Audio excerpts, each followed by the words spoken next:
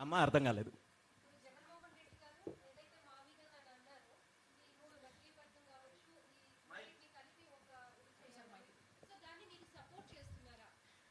మావిగన్ అనే పేరు పెట్టడాన్ని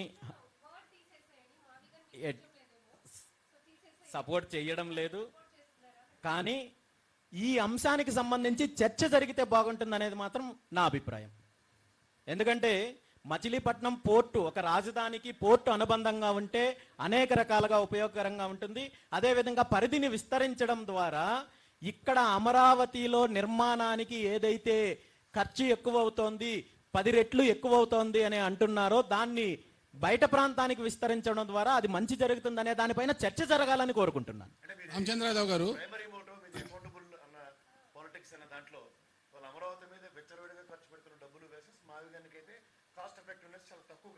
డెఫినెట్ గా ఈ అంశం పైన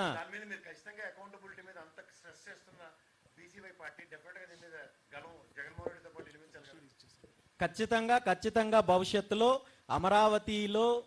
అమరావతికి సంబంధించిన ఏదైతే కీలకమైన అంశాలు ఉన్నాయో వీటన్నింటిపైన కూడా బీసీవై పార్టీ స్పష్టమైన విధానాన్ని ప్రకటిస్తుంది. అదేవిధంగా అమరావతిలో రైతుల తరపున పోరాటం చేయడానికి కూడా సిద్ధంగా ఉంది. అమరావతిలో జరుగుతున్న అవకతవకలు, అమరావతిలో జరుగుతున్న భూ కేటాయింపుల అంశం పైన, అదేవిధంగా అమరావతి పేరు చెప్పి జరుగుతున్న అవినీతి పైన కూడా ఖచ్చితంగా బీసీవై పార్టీ పోరాటం చేస్తుంది. ఎందుకంటే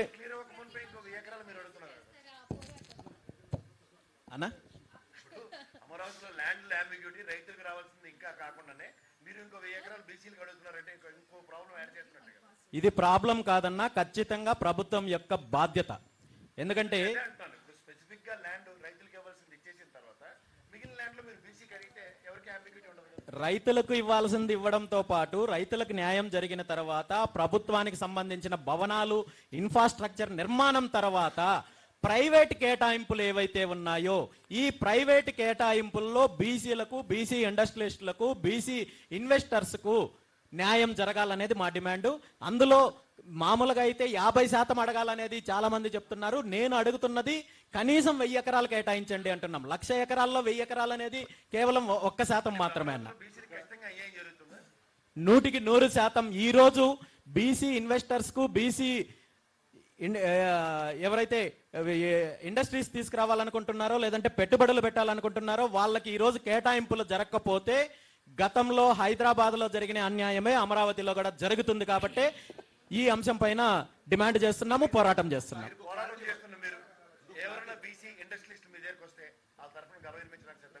ఖచ్చితంగా ప్రభుత్వము, ముఖ్యమంత్రి చంద్రబాబు నాయుడు గారు ఈ విషయంలో స్పష్టమైన ప్రకటన ఇవ్వాల్సిన అవసరం ఉంది.